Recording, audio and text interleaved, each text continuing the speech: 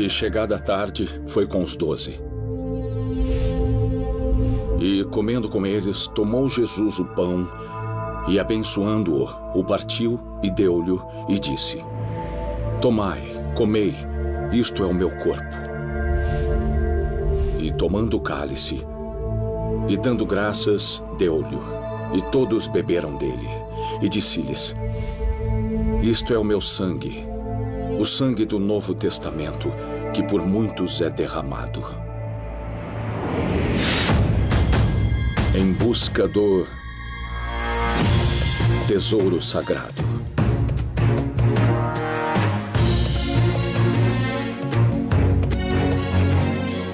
Religião, ciência, tradição,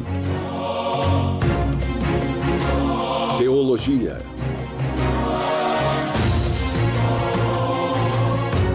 tesouro sagrado.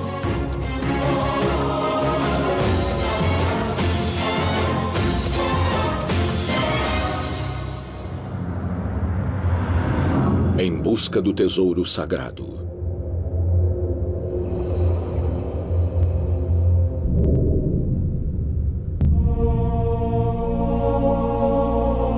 A última ceia, um dos maiores momentos nos evangelhos.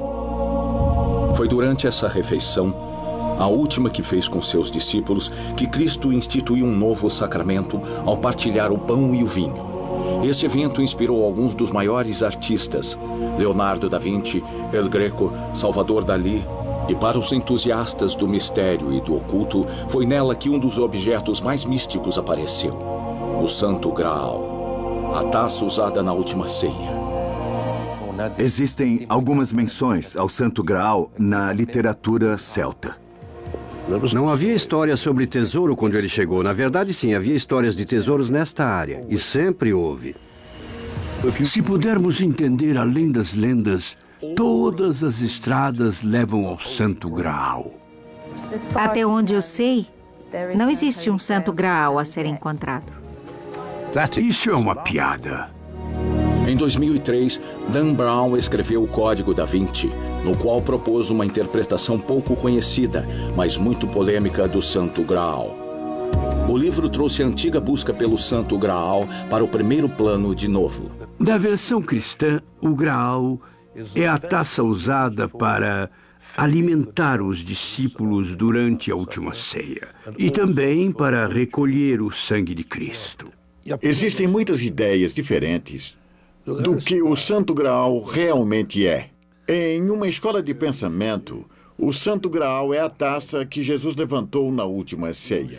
Outra ideia é que ela é a pedra verde, a esmeralda de Satã, que ele perdeu ao lutar contra Jesus. A esmeralda que caiu na terra e se transformou em cálice é a esmeralda de Satã. E existe também a ideia simbólica de que o Santo Graal simboliza o conhecimento. A mais intrigante e misteriosa de todas as interpretações diz que é uma pessoa e não um objeto. E que a pessoa é Maria Madalena, que ela e Jesus eram casados e que isso foi ocultado do mesmo modo que a verdade sobre sua família. Depois da crucificação, o fiel José de Arimateia levou Maria Madalena, esposa de Cristo, para o sul da França, onde ela foi protegida e cuidada por pessoas boas e honradas. E seus filhos, um filho de Jesus e talvez também uma filha, casaram-se na família real dos Merovingios. Meroveu, o misterioso Meroveu, nascido 2 vezes, como é dito nos mitos antigos, tornou-se o grande fundador dessa famosa e misteriosa linhagem real francesa. Ninguém sabe exatamente o que é o Santo Graal. Alguns dizem que é o cálice em que Cristo bebeu na última ceia, outros dizem que é o prato em que ele comeu, outros dizem que é a iluminação, a sensação de iluminação, e outros que se trata da vida oculta de Cristo. Nada foi provado, nada foi encontrado. Taça sagrada, conhecimento universal ou descendente de Jesus Cristo? Qual direção devo seguir em minha pesquisa? Meu primeiro impulso foi ir para o local da última ceia, Jerusalém. Jerusalém, Israel. A cidade antiga de Jerusalém é uma área murada dentro da moderna Jerusalém, com uma população de 750 mil habitantes. Aqui, as ruas estreitas não permitem a passagem de carros. Muros altos, construídos no século XVI pelo sultão Suleiman, o Magnífico, rodeiam a cidade antiga que abriga 4 povos: armênios, judeus, cristãos e muçulmanos. Entre a época em que Cristo viveu e os tempos modernos, a cidade foi destruída e reconstruída muitas vezes. Há muita especulação quanto ao lugar em que Jesus Cristo partilhou a última ceia com os discípulos. Os evangelhos são vagos e não dão detalhes. Mateus e João mal falaram da ceia. Quanto a Marcos e Lucas, só mencionam uma grande sala superior mobiliada e preparada em uma casa da cidade. Ainda segundo a tradição, o cenáculo, a sala em que a última ceia foi realizada, era uma grande sala com um teto de arcada no segundo piso do que foi a igreja do Sião Sagrado, destruída pelos persas em 614. Os prédios do cenáculo estão no final de uma passagem estreita e ensolarada, típica da cidade antiga de Jerusalém. A grande sala superior pode ser acessada por uma escadaria que chega até a rua. Com todas as sucessivas destruições e reconstruções, é impossível ter certeza se este lugar é a sala superior mobiliada descrita por Marcos e Lucas. Mas parece que os primeiros cristãos se esforçaram muito para perpetuar a memória de sua importância ao reconstruir sempre esse lugar. Uma longa tradição cristã nos lembra que foi aqui que Jesus partiu o pão e partilhou o vinho, e que foi aqui que segurou uma taça que se tornou foco de uma das buscas mais incríveis da história: o Santo Graal. Se o Santo Graal era uma taça, como distingui-lo das outras? Eles não tinham cálices no século I, mas usavam taças, versões muito simples. Taças como a... eu tenho exemplos aqui na minha coleção particular. Aqui, por exemplo, nós temos uma taça típica do primeiro século, em argila cozida para beber. Um judeu a teria usado para beber vinho. Isso se fosse em situações comuns, mas não em Pessah ou Páscoa judaica. Por quê? Porque a argila cozida não é kosher. Então, o único material kosher é a pedra. Por quê? Porque ela foi criada por Deus. Assim, os judeus muito conservadores só usam pedra. O Santo Graal. Quando foi que essa taça comum tornou-se objeto de uma busca tão extraordinária? Mais de 1000 anos se passaram antes de a última ceia ser mencionada na literatura. Para entender a essência do Santo Graal, temos que deixar as ruas ensolaradas de Jerusalém e ir para o interior da Inglaterra. Temos que deixar o rei dos judeus de lado por um momento e nos focar em outro rei, Sir Pendragon, Arthur Pendragon, mais conhecido como o lendário Rei Arthur. Inglaterra. O grande Rei Arthur é uma das lendas britânicas mais antigas e mais persistentes. Há controvérsia sobre ele ser uma figura histórica ou ser apenas um mito. Isso o coloca na mesma categoria que o famoso, generoso e caridoso Robin Hood, que viveu muitos anos depois. E o rei Arthur supostamente era o líder de um grupo de cavaleiros, Sir Galahad, Sir Gawain e todos os outros, Sir Percival, que corriam a resgatar jovens donzelas para salvá-las de dragões, ogros e outros monstros de todo tipo. Nós estamos lidando com um personagem que provavelmente tenha existido.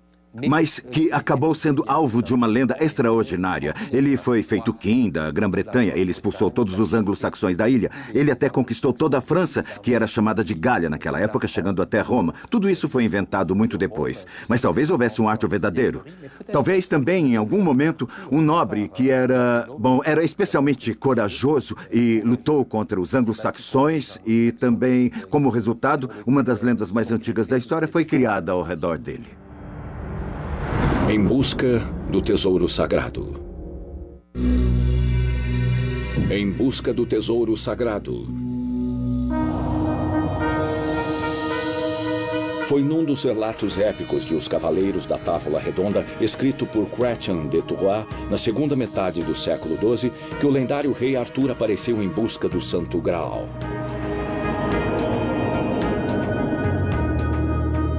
Segundo a história, quando Arthur era adolescente, ele conseguiu retirar uma espada de uma pedra e se transformou em rei da Grã-Bretanha. Depois de coroado, Arthur instruiu seus companheiros mais corajosos, os lendários Cavaleiros da Távola Redonda, a partir em busca do Santo Graal. Chrétien de Troyes escreveu a História do Graal. Ele disse que usou as histórias mais antigas. Isso deve ser verdade, porque existem relatos do Graal na literatura celta, também é descrito como o caldeirão da abundância da mitologia celta, que foi descoberto depois de uma longa viagem e trazido para os mortais. Ele podia ser usado para imersão ou para renovar a vida ou curar feridas. E, como ele nunca se esvaziava, sempre fornecia comida. Mas Chrétien de Troyes foi um clérigo que viveu em uma época extremamente religiosa, quando o catolicismo era muito popular. Ele transformou o Graal em uma relíquia cristã. Arthur fez parte da busca pelo Santo Graal, mas depois da publicação do texto de Chrétien de Troyes, houve a percepção que os cavaleiros, especialmente Perceval e Gwen, também foram em busca do Santo Graal. Arthur assumiu um papel secundário, e foram os Cavaleiros da Távola Redonda, os cavaleiros de sua corte, que assumiram a busca pelo Santo Graal. Segundo a história, apenas Galahad, o mais puro dos cavaleiros, conseguiu chegar perto do Santo Graal. A aventura dos Cavaleiros da Távola Redonda terminou durante a Batalha de Canlan, um confronto sangrento no qual o rei Arthur foi gravemente ferido por seu filho ilegítimo, Mordred. Agonizando, o rei foi levado para a ilha de Avalon, onde morreu. Quanto ao Santo Graal, seu destino nunca foi conhecido, pois Chrétien de Troyes morreu antes de a história ser concluída, deixando o Graal perdido em uma névoa histórica e geográfica. Glastonbury, uma cidadezinha em Somerset, Inglaterra, foi uma parada obrigatória no caminho do rei Arthur. Dizem que ali ficava a ilha lendária de Avalon. Ainda mais, segundo a tradição celta, é em Glastonbury que o Santo Graal está escondido. A história diz que um dia depois da crucificação, José de Arimateia, que usou o Graal para recolher o sangue de Jesus, zarpou de Jerusalém, levando a preciosa relíquia. Ele a portou em Glastonbury, onde construiu uma pequena capela e enterrou o Santo Graal em algum ponto do lugar. Segundo a lenda celta, a mais famosa abadia da Grã-Bretanha foi construída sobre as ruínas da capela de José de Arimateia. Houve uma descoberta vários séculos atrás, na abadia de Glastonbury. E a inscrição ali, dentro de um caixão de carvalho, que estava a 4,5 metros de profundidade, o dobro da profundidade de um túmulo comum. Ela dizia: aqui repousam o rei Arthur e sua segunda esposa, Guinevere. Depois disso, os corpos foram removidos e enterrados em 1278 dentro da abadia. Hoje, 2 placas comemorativas são um lembrete dessa descoberta. Quanto ao Santo Graal, a curta distância das ruínas da abadia existe um poço chamado de Poço do Cálice. Segundo a lenda, foi aqui que José de Arimateia jogou o Graal, porém não existem indicações de ele ter sido encontrado. Se o Graal que estou procurando não está mais no fundo desse poço, e se está escondido, então preciso procurar em outro lugar. Em busca do tesouro sagrado. Em busca do tesouro sagrado. Para muitos, a busca pelo Santo Graal é uma aventura embriagante. Nem Indiana Jones resistiu à tentação em sua cruzada final. Se o Santo Graal existir, como ele será? Qual é o tesouro que os buscadores procuram? E onde eles devem procurar? Graal é a palavra que designa uma taça para beber em espanhol antigo. Então, sabemos pela própria palavra que a lenda do Santo Graal deve vir de uma região em que uma taça chama-se Graal, ou seja, da Espanha, na Península Ibérica. Na Catedral de Valência, na Espanha, os visitantes podem ver uma relíquia admirável. É uma pequena taça de pedra que, com o tempo, foi colocada em um magnífico pedestal de ouro decorado com pedras preciosas. E mais ou menos meio século antes de o primeiro mito de Percival ter sido escrito, existia um documento que descrevia um cálice de pedra que foi a taça usada por Nosso Senhor Jesus Cristo em um monastério do norte da Espanha, San Juan de la Peña, no sopé de uma montanha chamada Mons Salvatores, ou, no dialeto local, Mont Salvage. Porém, Mont Salvage é o nome do grande castelo em Percival. Sem dúvida nenhuma, se seguirmos as descrições de imagens, os detalhes topográficos e as descrições de como o grande castelo realmente era na narração, eles são idênticos ao monastério de San Juan de la Peña. Em 1339, o Graal foi levado de San Juan de la Peña, primeiro a Saragoça e depois a Barcelona e em seguida a Valência. E ele ainda hoje é venerado na Capela do Graal, na Capela do Santo Cálice, na Catedral de Valência, onde ele pode ser visto a qualquer momento em que for a Valência. Esse é o Santo Graal autêntico e eu posso provar, porque na primeira história sobre o Santo Graal, no Parzival de Wolfram von Eschenbach, ele menciona uma inscrição misteriosa sobre o Santo Graal e dá o nome do Graal como Lapsit Exilis. E, de fato, em escrita cúfica, aos pés do Santo Graal original, na Capela do Santo Cálice, em Valência, há uma inscrição cúfica, Al Lapsit Exilis, exatamente como a inscrição citada por Wolfram von Eschenbach. Embora a taça de Valência pareça datar da época de Jesus Cristo e se assemelhe à descrita na lenda de Arthur, será que poderia ser o verdadeiro Graal? Os primeiros relatos da Taça de Valência datam da Idade Média, uma época em que cerca de 20 igrejas afirmam possuir o Santo Graal. A Taça de Valência será realmente o Graal ou apenas um Graal? A verdadeira história do Santo Graal parece ser muito mais sombria, mas sempre associada a um grupo de cavaleiros nobres, os Templários, uma ordem que era de natureza militar e religiosa, criada em 1129 para proteger os peregrinos a caminho de Jerusalém. Sua sede foi construída sobre as ruínas do Templo de Salomão e os Templários encontraram muitos tesouros, inclusive o Santo Graal. Depois de levar os tesouros para a Europa, os Templários, que se ligavam diretamente ao Papa, foram contra a lógica aparente e entregaram o Santo Graal para os cátaros, uma seita que era contrária à Igreja Católica Romana. Os cátaros eram uma outra seita religiosa na França, principalmente no sul da França e norte da Itália. Eles acreditavam em dois deuses. Acreditavam em um deus material, que não era nada bom, e acreditavam em um deus espiritual, que era essencialmente o deus do amor. Eles acreditavam que tudo era material, inclusive nós, nossos corpos, tudo que foi feito pelo homem ou pela natureza era essencialmente mal, maligno. E que tudo que pertencia ao mundo espiritual era bom. Quando eu penso nisso, imediatamente comparo com os hippies. Eles eram pacíficos, praticavam o amor livre, não se casavam, não acreditavam em trabalho. Parece ideal. Eles decidiram que iam viver uma vida pura. Houve divergência de opiniões na religião dos cátaros, uma religião em que os seguidores aprendiam aspectos religiosos, mas de um modo muito diferente do modo da Igreja Católica. Os cátaros eram mais severos e também mais objetivos.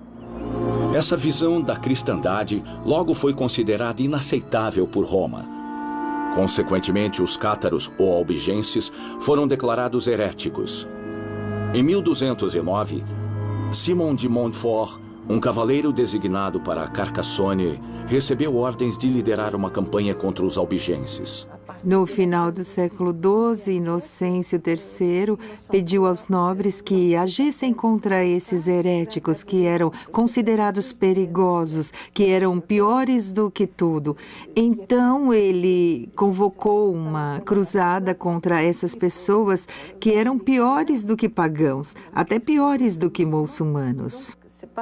Foi assim que ele conseguiu que os nobres interviessem com seus exércitos em uma cruzada contra os cátaros. Felipe Augusto, o rei da França na época, não achou que tivesse direito ou competência para intervir, mas os barões do norte da França foram autorizados a participar nessa cruzada em 1209. A cruzada continuou em ondas e só terminou em 1229 com o Tratado de Paris-Maux. Assim, o Santo Graal, que havia sido entregue aos cátaros por motivos pouco claros, estava em meio a outra cruzada, desta vez no sul da França. Os cátaros movimentavam-se o tempo todo, fugindo de seus adversários e esconderam a relíquia em diversos castelos. Não eram castelos cátaros, eram castelos languedocianos, nos quais os cátaros se refugiaram. Alguns pertenciam a cátaros, senhores que tinham se convertido ao catarismo, enquanto outros pertenciam a famílias basicamente ortodoxas, digamos assim, nos quais apenas alguns membros da família eram cátaros. Perseguidos pelos cruzados, que eram comandados pelo Papa, os cátaros ocultaram seus tesouros religiosos, entre eles o Santo Graal, em muitos castelos das montanhas, como Puy-Vert, Pays-Perthus e Montségur. Seguia-se a trilha dos cátaros em busca dos traços históricos do Santo Graal. Em busca do tesouro sagrado. O primeiro ataque dos cruzados católicos contra os cátaros aconteceu no castelo Puy-Vert. Situado sobre um cume rochoso em uma colina acima da cidade de mesmo nome, o castelo Puy-Vert destaca-se na paisagem, no centro do que já foi território dos cátaros. No outono de 1210, o exército de Simão de Montfort tomou o castelo Puy-Vert. Eles inventariaram tudo no local. Talvez o Santo Graal estivesse estado ali, mas não estava mais. Depois que Puy-Vert foi tomado, os cátaros fugiram em busca de um novo local seguro. Outro oásis dos cátaros foi a fortaleza Pays-Perthus, que se ergue em uma crista rochosa a 800 metros de altura. Em 1240, o castelo de Pays-Perthus sucumbiu às forças francesas. Quando os homens do rei tomaram a fortaleza, não encontraram o Santo Graal em parte alguma. Sem dúvida, ele fora levado a um local mais seguro. Um pequeno grupo de cátaros escapou à perseguição depois da queda de Puy-Vert e da invasão de Pays-Perthus, refugiando-se em Montségur. As pessoas que se abrigaram em Montségur aguentaram o cerco por 9 meses. Bom, é incrível uma batalha durar 9 meses como essa. Eles resistiram o melhor que puderam. E esse cerco marcou a resistência dos cátaros aos invasores. A fortaleza de Montségur, que fica em um pico rochoso a 1.200 metros de altura, é quase inacessível. Ela é tão difícil de atingir que foram necessárias 3 tentativas para desalojar seus habitantes. Mas no Natal de 1243, alguns cruzados conseguiram subir a montanha até a fortaleza, onde tomaram a torre de vigia. Então a batalha começou. Os cátaros resistiram ainda por 3 meses, mas em 1º de março de 1244, Pierre Roger de Mirepoix, senhor de Montségur, foi finalmente forçado a negociar a rendição. Mais de 200 cátaros que se recusaram a renunciar à sua fé foram queimados em fogueiras. Nós podemos dizer com certeza que sabemos que os cátaros imaginavam bem que seriam presos. Daquele momento em diante, eles puseram seus tesouros a salvo. 4 de seus guias de montanha mais corajosos transportaram consigo, e eu cito, os tesouros de sua fé. E existem alguns especialistas na história dos cátaros que sugerem que o que eles transportaram era o Graal. Alguns cátaros conseguiram fugir, escapando dos olhos atentos dos inimigos, e se esconderam numa caverna que ainda é visível das ruínas do castelo Montségur. Daí em diante, as pistas do Santo Graal desapareceram mais uma vez por 600 anos.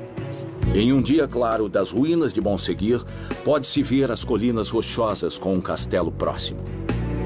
Alguns dizem que é ali que o segredo do Santo Graal é mantido. A aldeia se chama René-le-Château. Como posso resistir? A pequena aldeia medieval de René-le-Château fica no alto de um pico rochoso 5 quilômetros a sudeste da aldeia de Guisa. Ela é uma aldeia típica do Languedoc. A principal característica da aldeia é o castelo um pouco arruinado que já foi a fortaleza do senhor local, um membro da família Hautpoul. Foi o castelo, que data do século XIII, que deu o nome à aldeia medieval de René-le-Château.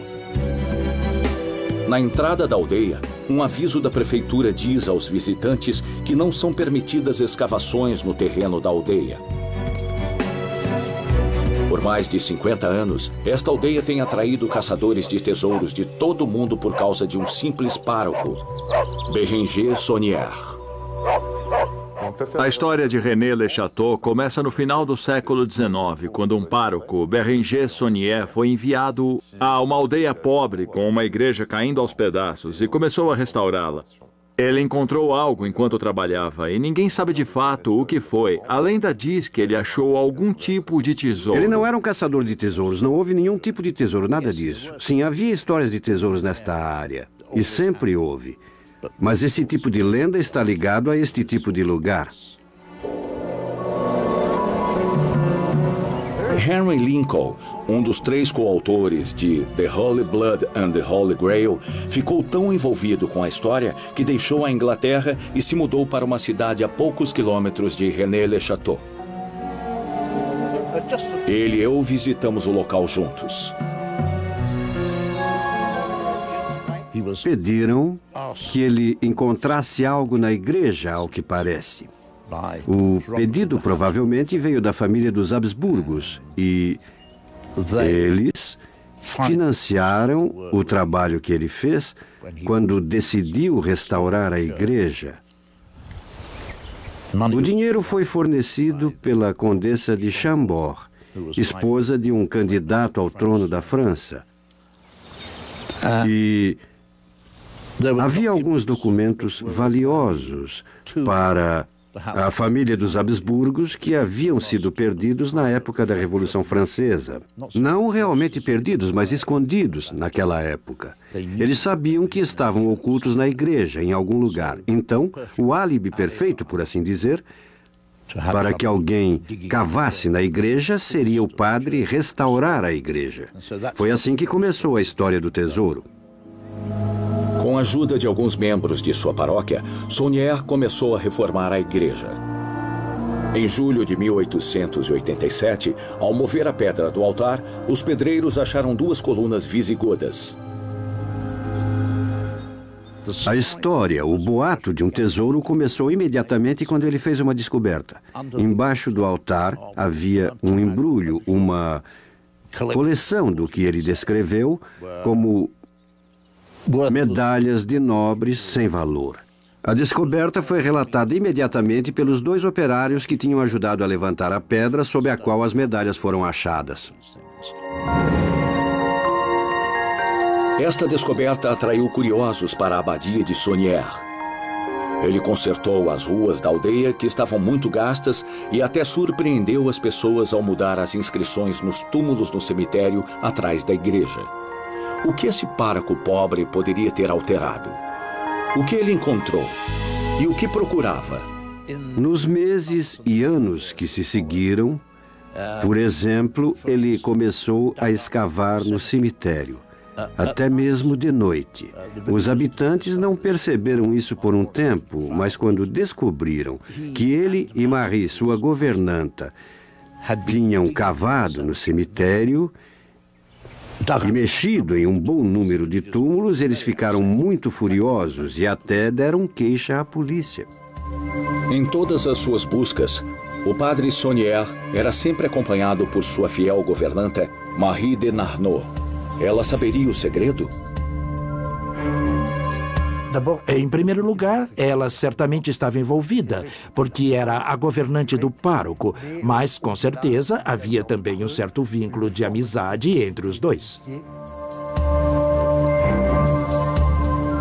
De uma hora para outra, o padre começou a fazer compras extravagantes. Então, as pessoas viram um pároco pobre, começaram a restaurar a igreja e não tinham ideia de onde vinha o dinheiro. Então, quando viram o pároco restaurando a igreja, os habitantes ficaram felizes e, com isso, não perguntaram de onde vinha esse dinheiro. Mas quando esse padre pobre começou, então, a comprar muitas terras, construir casas e uma torre, criar um jardim, importar rum até da Jamaica, obviamente, eles começaram a indagar o que estava havendo. Não havia como ele reunir essa riqueza simplesmente cobrando pelas missas. Mesmo tendo aumentado o preço em 10%, ele não teria juntado tanto dinheiro. O pároco simples estava levando uma vida principesca. A fortuna súbita do padre Saunière e o silêncio inexplicável das autoridades religiosas criaram boatos. Em busca do tesouro sagrado. René Le Chateau. Diante do silêncio da igreja, muitos disseram que o padre Saunière não achara um tesouro, mas um segredo. Ou talvez um objeto precioso que usou para receber dinheiro das autoridades religiosas. Poderia ter sido o Santo Graal que havia desaparecido na região 600 anos antes? Dizem que ele encontrou 2 pergaminhos, um grande e outro pequeno. Tanto o pergaminho grande quanto o pequeno eram fraudes muito bem feitas. Mas eu diria que eram fraudes, provavelmente feitas pelo Marquês Philippe de Cherizet, que sabia muitas coisas e quando as pessoas dizem que os pergaminhos eram falsos, bom, talvez fossem falsos, mas foram feitos com elementos históricos. Isso é o que os torna valiosos. Assim mesmo, se começamos com alguns itens falsos, eles ainda nos levam a um caminho histórico tangível e arqueológico. E foi esse caminho que Bérenger Saunière encontrou. Depois de receber uma doação da Condessa de Chambord, que lhe deu o primeiro apoio financeiro, ele começou a trabalhar na igreja. Supõe-se que quando começou o trabalho de reforma, ele descobriu algo e o que quer que fosse, isso o deixou imensamente rico, pois sua fortuna equivalia a 1 bilhão de francos, que era uma soma enorme na época. Parece que os Habsburgos lhe davam esse dinheiro. Existem algumas provas porque ele tinha envelopes pré-endereçados, alguns deles com o endereço de um banco em Budapeste, que é onde os Habsburgos tinham seu capital. Então, eles colocavam o dinheiro em sua conta bancária. E ele se ausentava em viagens misteriosas nas quais saía da aldeia por períodos de cerca de uma semana. Parece que ele ia a Budapeste para pegar dinheiro em espécie, para se sustentar. Porém, ele teve problemas de dinheiro com o início da Primeira Guerra Mundial, em 1914. Ele não podia mais ir a Budapeste. E assim, o dinheiro tornou-se um problema. E então, antes da guerra terminar, ele morreu. O padre Saunière morreu em 22 de janeiro de 1917.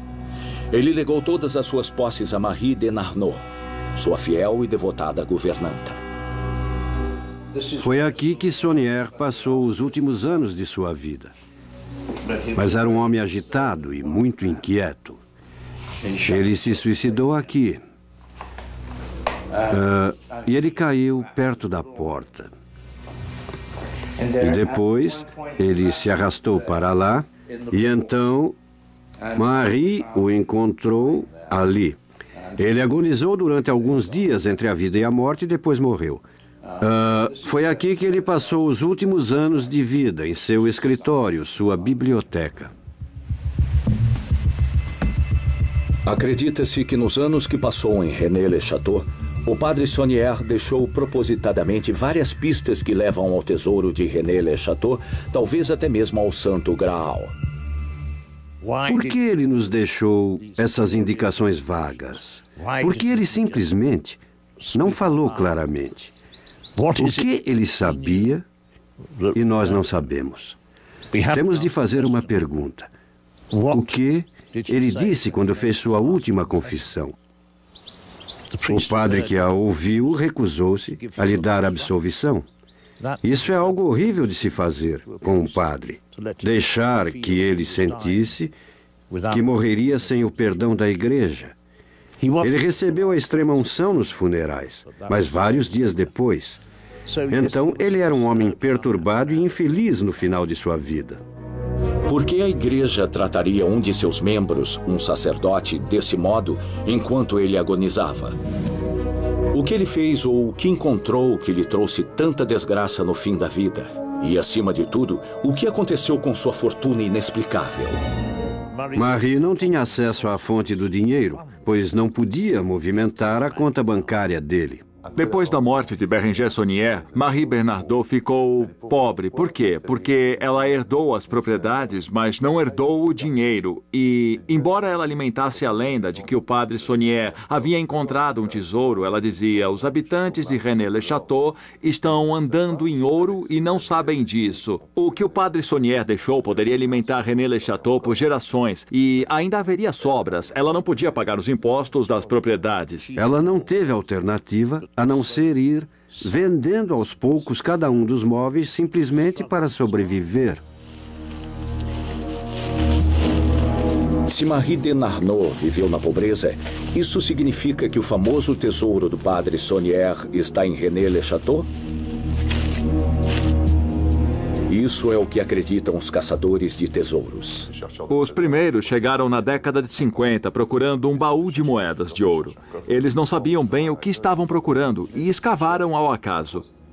Quando não acharam nada, começaram a indagar o que poderia ser esse tesouro. Surgiram muitas teorias, algumas com base na história. A primeira relacionava o tesouro a Blanche de Castella. Depois, pensou-se que fosse um tesouro dos Templários ou dos Cátaros. Alguns até mergulharam na história do Império Romano ou dos Visigodos, em busca de um tesouro perdido que pudesse estar em René-le-Château. Mas uma vez os caçadores de tesouros não encontraram nada. As teorias desapareceram e o esoterismo entrou em cena com Gerard de Sade nos anos 70. Começaram a surgir teorias não relacionadas a um tesouro enterrado, teorias cheias de misticismo. Houve histórias de documentos sigilosos, segredos da igreja e um túmulo, talvez de Maria Madalena. Houve até a especulação sobre o Santo Graal. Todas as pistas supostamente deixadas por Bérenger Saunière, códigos secretos cifrados na construção e decoração da igreja, impulsionaram novas pesquisas. Muitos acham que só é preciso decodificá-las. A ideia de que o padre Bérenger Saunière possa ter deixado pistas na igreja ou no terreno foi difundida por Gerard de Sade, que baseou sua afirmação na decoração da igreja, que é muito elaborada. A decoração da igreja encheu a cabeça dele com interpretações simbólicas, como um mapa do tesouro que se vê em um filme de piratas. Outros documentos foram escritos explorando as ideias de Gerard de Sade em várias direções, com um foco particular no terreno e nos jardins. Mesmo hoje, essa possibilidade atrai os caçadores de tesouros, sem realmente oferecer uma solução concreta. É verdade que há coisas extremamente estranhas na igreja. Existem estações da Via Crucis representadas por pinturas muito estranhas. Os quadros e estátuas são importantes. Por exemplo, se você pegar as estátuas dos santos, elas são 5. Se pegar a primeira letra de cada santo, bom, temos Saint-Germain, Saint-Roch e até Maria Madalena. E as iniciais estão escritas no pedestal de tal modo que acabam formando a palavra Graal. Se você parar e examinar cada uma delas, encontrará pistas que talvez não indiquem o destino final, mas que mostram que Saunière sabia de algo extraordinário. Em busca do tesouro sagrado. Gerard de Sade escreveu O Ouro de René, a vida insólita de Bérenger Saunière, pároco de René-le-Château, que que transformou a aldeia em um mistério nacional e atraiu buscadores de tesouros. 13 anos depois, 3 autores ingleses escreveram O Sangue Santo e o Santo Graal. Este livro dizia que o segredo do padre Saunier estava ligado ao Santo Graal. Os autores afirmam que as palavras Santo Graal significam sangue real e indicavam uma linhagem que descendia de Jesus e Maria Madalena. Em 2003, o escritor americano Dan Brown escreveu o Código da Vinci, que ficou no alto da lista de best-sellers. Na história, o americano Robert Landon, professor de simbologia religiosa, descobre que o curador do Museu do Louvre, em Paris, Jacques Saunier, é o chefe de uma organização misteriosa, o Priorado de Sião, uma poderosa irmandade cuja missão é proteger um segredo que poderia enfraquecer a religião cristã. O segredo é que Jesus de Nazaré teve um filho com Maria Madalena e essa criança começou a linhagem de Jesus, o Santo Graal. O Priorado de Sião foi uma irmandade criada em 1099, segundo alguns documentos misteriosos descobertos nos anos 1960 na Biblioteca Nacional de Paris.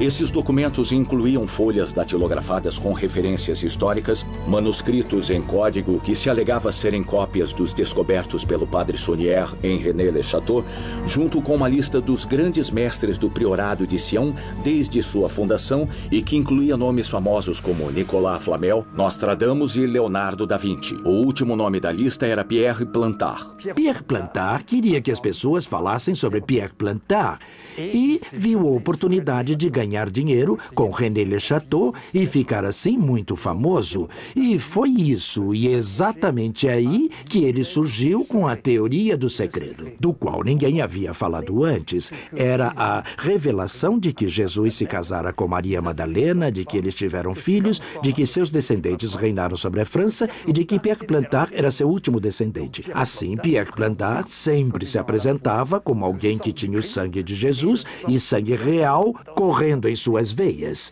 Para dar mais veracidade à sua ideia e apoiar seu direito ao trono da França, ele criou uma associação que chamou de Priorado de Sião. O objetivo da associação era incentivar a ajuda mútua entre os membros, e isso não era nenhum segredo.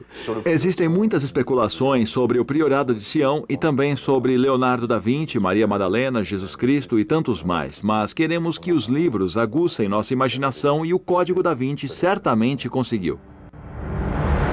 Em busca do tesouro sagrado. Em busca do tesouro sagrado.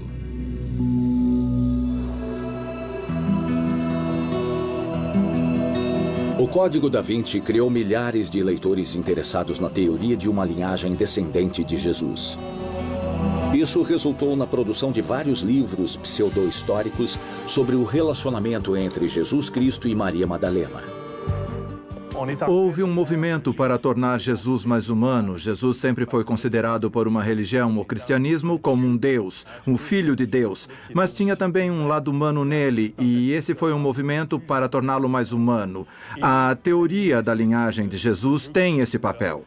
Essa foi uma reflexão do pensamento moderno. Sob essa nova luz, o relacionamento entre Jesus Cristo e Maria Madalena só podia ter sido de natureza sexual. Um abraço só podia ter sido um abraço sexual, e o Evangelho de Filipe fala claramente de um abraço iniciático, no qual o conhecimento iniciático foi passado. E isso traz a ideia de uma sociedade secreta que protegia um segredo guardado zelosamente. Isso resume bem o que estamos vendo agora. É um modo novo de olhar para Maria Madalena em relação às necessidades da sociedade atual. É a emancipação de Maria Madalena em comparação à imagem dos anos 1960. Se o Santo Graal tivesse mesmo passado de um século para o outro, não o buscaríamos nas páginas do livro de Dan Brown. E se o Santo Graal é mesmo a representação simbólica do conhecimento universal, parece claro que esse conhecimento não será revelado em breve. Posso fazer uma piada. Para resumir essa história, posso dizer que a história é verdadeira. Só os fatos é que foram mudados.